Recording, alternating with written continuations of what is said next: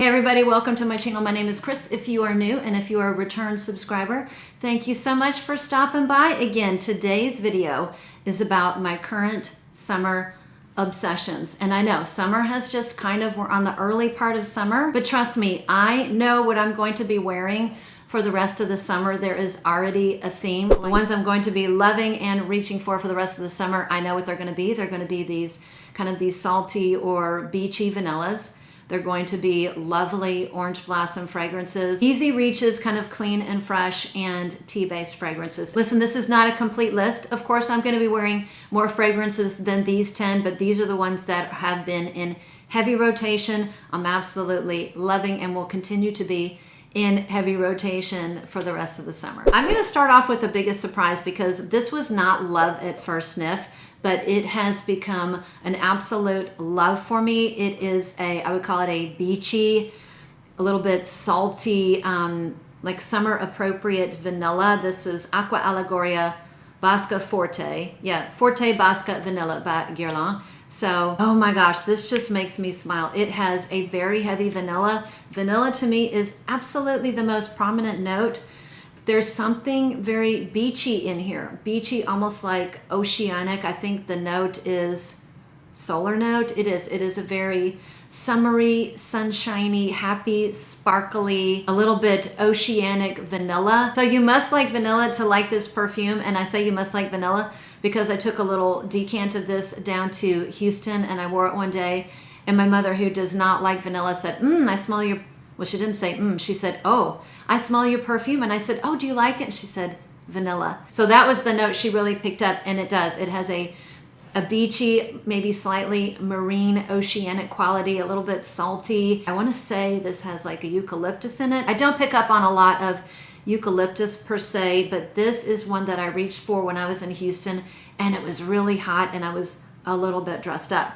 So, oh my gosh. Love this. It is so good, but it's not going to be for everybody. Another one that I have been completely obsessed with, I cannot believe I even entertained the idea of decluttering this because I didn't really wear it a lot last summer. I don't know why. Maybe I just wasn't really in the mood for super, super tropical fragrances, but one I have been obsessed with this year and in the hot weather has been Kayali Vanilla Coco 21. This is so good, but it smells like you coated yourself with a Airy oil or a suntan oil and you let that bake in your skin. Now add some other white florals, some tropical white florals, add a hefty dose of some coconut, and you basically have this perfume, which is absolutely beautiful. I have been loving it. It has a little bit of that suntan vibe. If it's too sunscreeny, and sunscreen smells a little bit chemical to me. If it smells too much in that direction, that's just not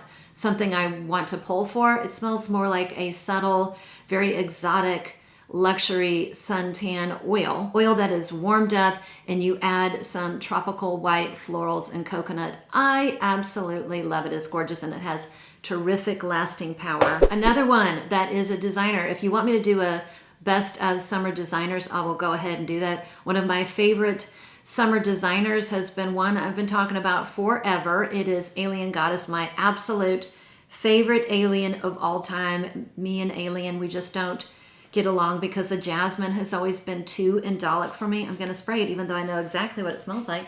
I just like to smell it because it smells so good.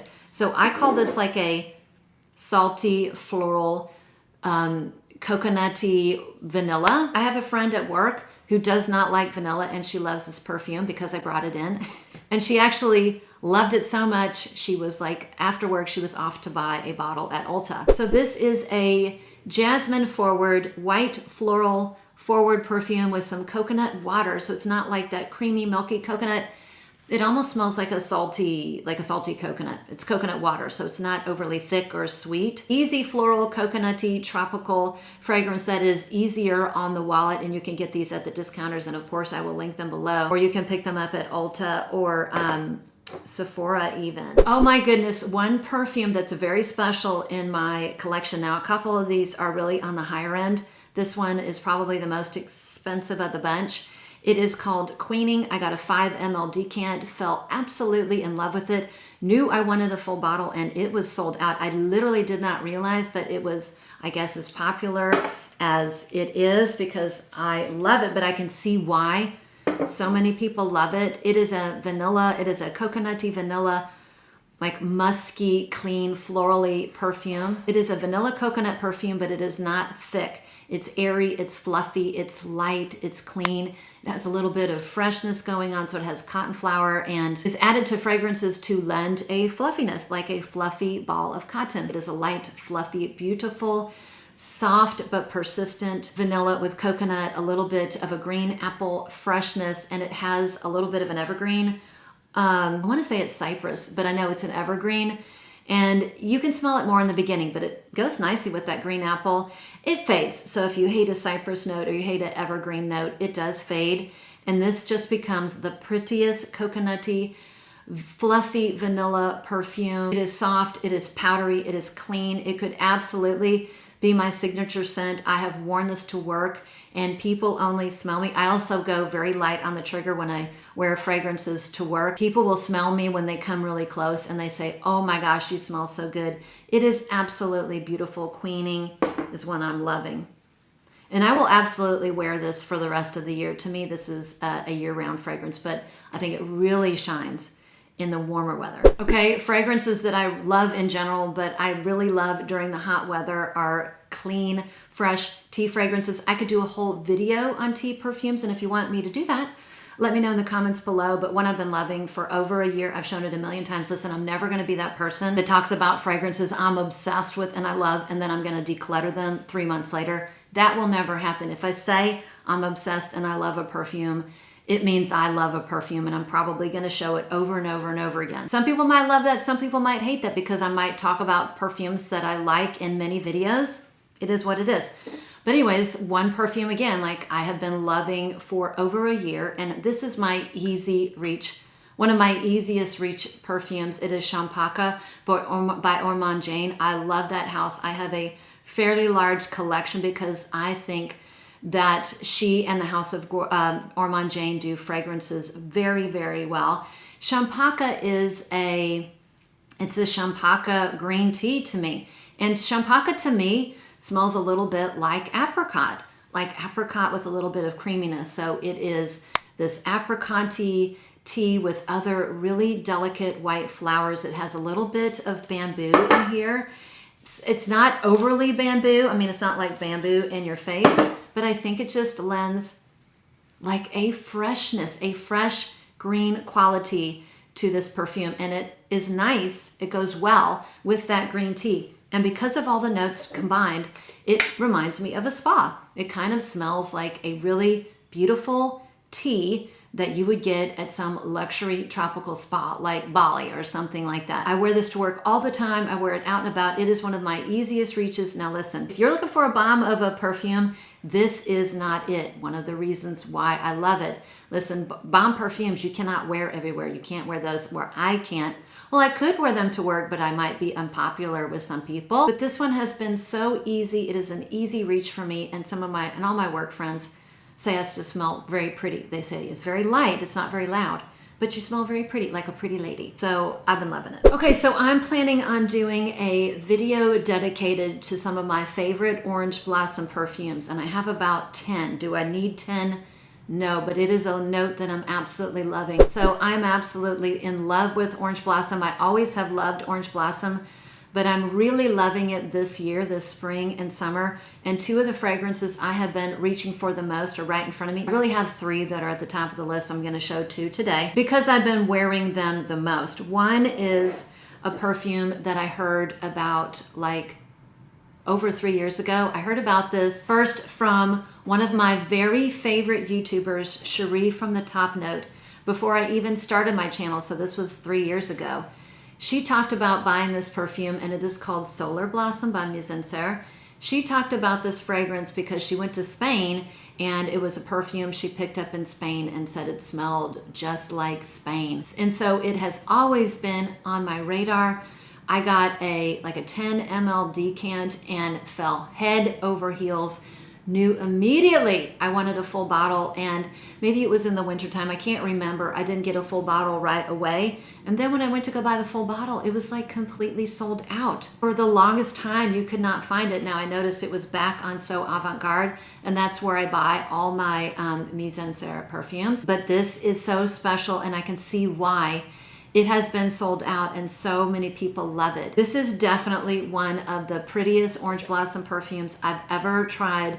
In my opinion, it's an orange blossom masterpiece. Is this a super complex take you on a ride fragrance? No, but it is orange blossom for me done to perfection. So this is orange blossom, a little bit of other white florals. I definitely get a smidge of jasmine as this dries down, and jasmine is not always a love for me, but I love it in here.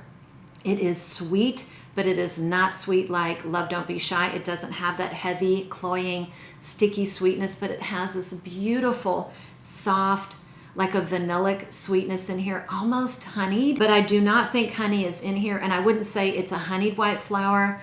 I'm just saying the sweetness in here is delicate, like a light vanilla honey. But this is so spectacular and beautiful. I've worn this so many times when I go somewhere special. I wear this and the Perfume and Eau Féminin when I'm going to show next. I actually wear them on each arm because I can't decide, because sometimes I can't decide which one I want to wear, and I think together they smell so pretty. But if you are a lover of sweet but not overly sweet orange blossom fragrances done, in my opinion, to perfection, I highly recommend getting your nose on Solar Blossom. And again, one that I have been loving this summer. I wear it all the time. It is called Eau Féminin.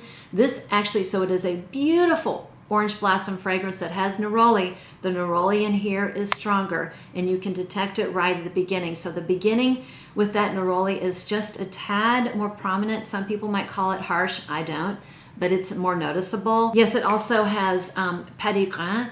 So it is a little bit stemmy. So petit grain or petit grain is the leaves and the twigs of the orange blossom tree. So sometimes it can smell bitter, and sometimes it can also smell like a stem. I get a little bit of that in here in the beginning. That fades, and then it just becomes the most beautiful, sweet orange blossom musky perfume that almost goes into the gourmand category. It almost is sweet enough to be a gourmand, but it holds back and it never quite gets there. This is absolutely beautiful.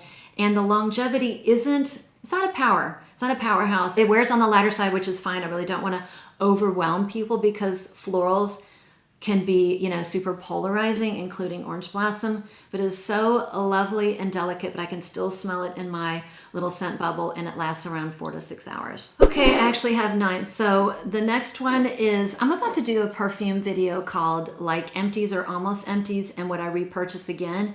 This next one will be in that video because it's over half gone, and I can absolutely guarantee I will pick up another bottle of this. It is Musk Therapy by Initio. Listen, there are certain perfume houses that just, you know, you get along with. Unfortunately, Initio is one of those perfume houses that I get along with. And I say unfortunately because they're very expensive. You can start to find them. You can find them on the discounter now, but they're still even expensive. That being said, I would never pay full price. You can find them on the, you know, the gray market like Joma Shop, etc. But this one is over half gone. And I will absolutely repurchase it because I love this. This is an expensive, easy reach, and something when I don't know what to wear, I'm going to be in a crowd.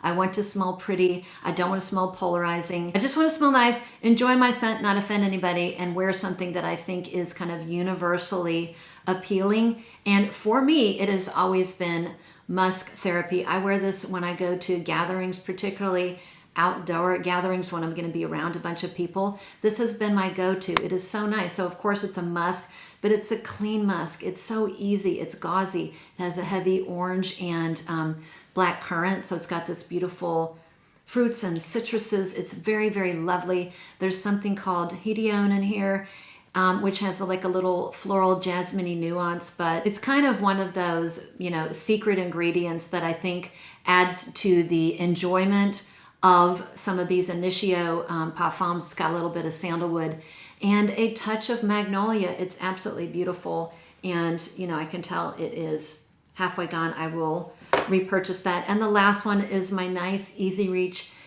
cheapy, affordable designer that I love. I've always loved the light blue line. It's not for everybody. This is my newest favorite. This is my newest favorite. I think it's the last flanker or the most recent flanker. Summer Vibes. I love the bottle. The bottle is absolutely stunning, and you still do get that lovely DNA of Dolce and Gabbana, but it has a peach note. Now, is the peach like overly prominent? No. Sometimes I can smell it, sometimes I can't.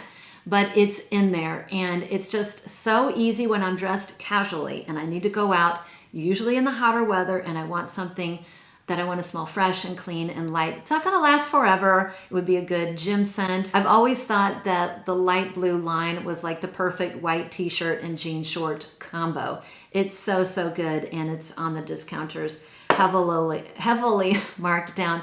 But that was it. Some of the perfumes that I'm currently obsessed with, and I can tell you, these are going to be ones that I will be reaching for the next 3 months or so as we go deep into the summer and wind down the summer months. I know we all read the comments, and we'd love to hear about what your current summer obsessions are at the moment. Thanks again for sticking around. Thanks for all of you who always are so sweet showing up, even when you don't like the current topic, and I know there are a lot of you out there who show up to watch my videos anyway. Leave a nice comment, say hello, and give me a thumbs up. You have no idea how I find that so sweet. So thank you so much for all the love, and I will see you on the next one.